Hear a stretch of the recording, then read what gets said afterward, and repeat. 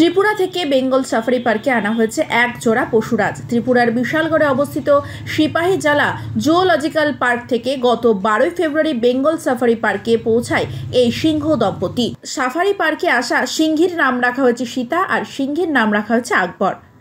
আর এই সীতা নামে তীব্র আপত্তি রয়েছে বিশ্ব হিন্দু পরিষদ সদস্যদের। তাই তারা সীতা নাম বদল চেয়ে শুক্রবার জলপাইগুড়ি স্থিত কলকাতা হাইকোর্ট জলপাইগুড়ি সার্কিট বেঞ্চে রাজ্যের বিরুদ্ধে মামলা দায়ের করেছে। বিশ্ব হিন্দু পরিষদের জেলা সভাপতি দুলাল চন্দ্র রায় বলেন, বেঙ্গল সাফারি পার্কে যেই সিংহী আনা হয়েছে তার নাম রাখা হয়েছে সীতা। এতে আমাদের হিন্দু ধর্মের ওপর আঘাত করা হয়েছে। এই নাম নিয়ে আমাদের তীব্র আপত্তি রয়েছে, তাই আমরা উচ্চ আদালতের দ্বারস্থ হলাম। মামলার আইনজীবী শুভঙ্কর দত্ত বলেন, ত্রিপুরা থেকে সিংহ দুটিকে আনা হয়েছে।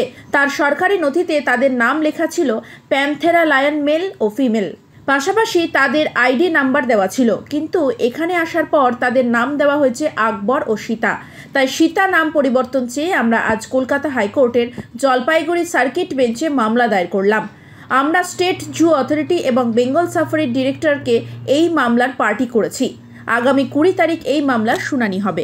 আমি দুলাল চন্দ্র রায়, জেলা বিশ্ব হিন্দু পরিষদের সভাপতি এবং উত্তরবঙ্গ প্রান্তের হচ্ছে আমাদের বিশ্ব হিন্দু লিগাল সেলের কনভেনর।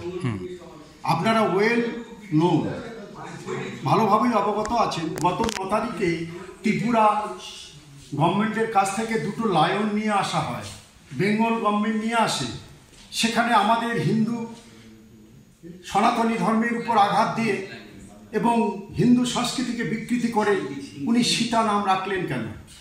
আমাদের আপত্তি এটাই যে উনি যা খুশি রাখুক, কিন্তু আমাদের সীতা নাম পশুর ক্ষেত্রে প্রযোজ্য নয় এবং বেঙ্গল লাইভ অ্যানিমেলে কোথাও অভিধানে এ ধরনের আমরা আজ পর্যন্ত ভারতের ইতিহাসে আমরা দেখিনি।